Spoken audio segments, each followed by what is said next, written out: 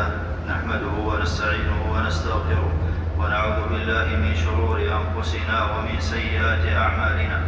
من يهده الله فلا مضل له ومن يضلل فلا هادي له، وأشهد أن لا إله إلا الله وحده لا شريك له، وأشهد أن نبينا محمدا عبده ورسوله صلى الله عليه وعلى آله وأصحابه وسلم تسليما كثيرا.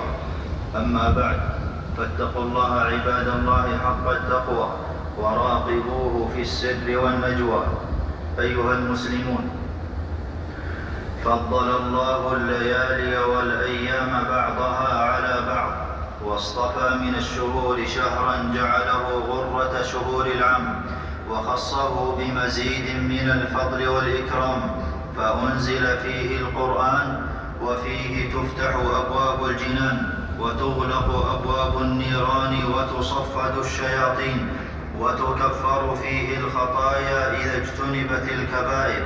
قال عليه الصلاة والسلام: الصلوات الخمس والجمعة إلى الجمعة ورمضان إلى رمضان مكفرات ما بينهن إذا اجتنبت الكبائر.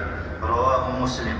قال النووي رحمه الله: كل واحد من هذه المذكورات صالح للتكفير، فإن وجد ما يكفره من الصغائر كفره، وإن لم يصادف صغيرة ولا كبيرة كتبت به حسنات ورفعت به درجات، وإن صادفت كبيرة أو كبائر ولم يصادف صغيرة رجونا أن يخفف من الكبائر.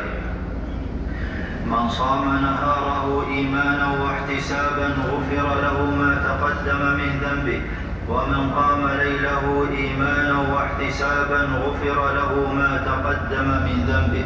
متفق عليه.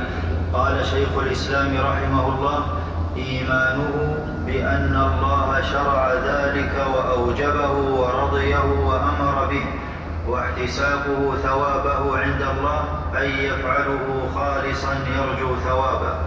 وفيه ليلة هي خير من 1000 شهر. الصيام يقي من الآثام والنار.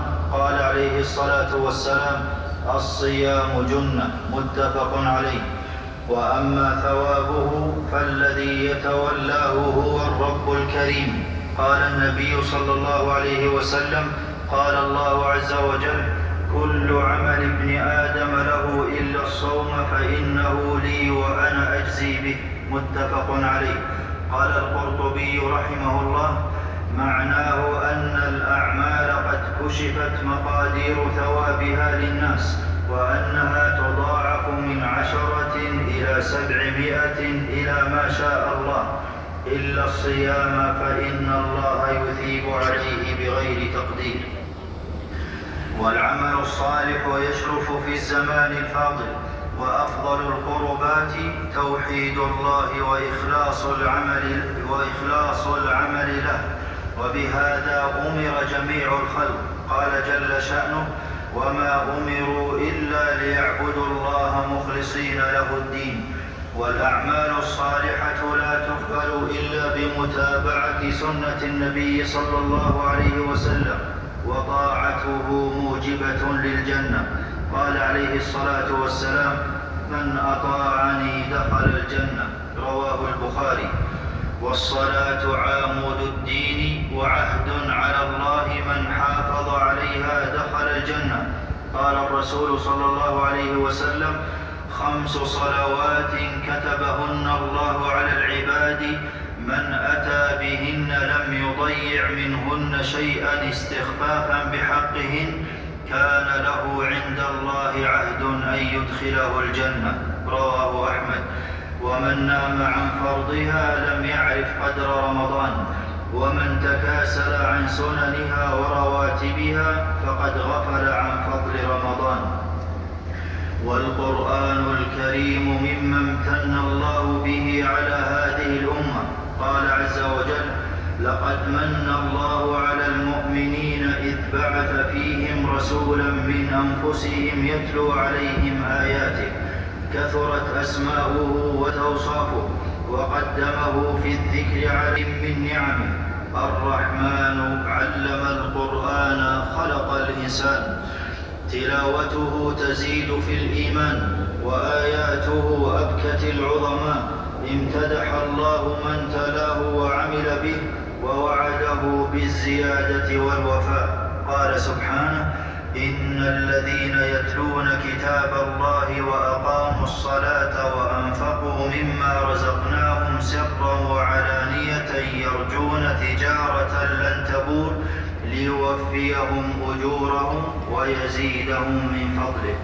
وأفضل ما يتلى القرآن في الشهر الذي أنزل فيه.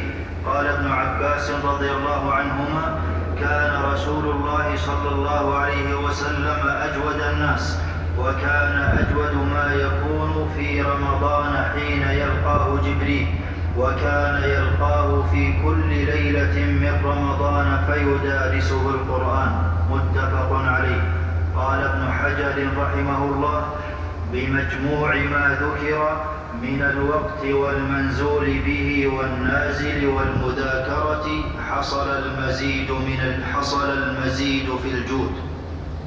وأسعد الناس أقربهم من كتاب الله، ومن حجب قلبه عن الانتفاع بالقرآن فلن يهتدي بغيره. قال سبحانه: فبأي حديث بعد الله وآياته يؤمنون. وقيام الليل من صفات أهل الجنة. قال جل وعلا: كانوا قليلا من الليل ما يهجعون. وأفضل صلاة المرء بعد المكتوبة صلاة الليل. رواه مسلم. فحافظ على صلاة القيام في رمضان مع الإمام حتى ينصرف لتتعرض لنفحات الله.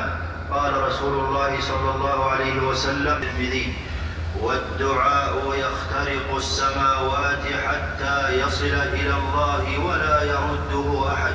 قال سبحانه: ادعوني أستجب لكم. ويد الله مبسوطتان وخزائنه ملأى.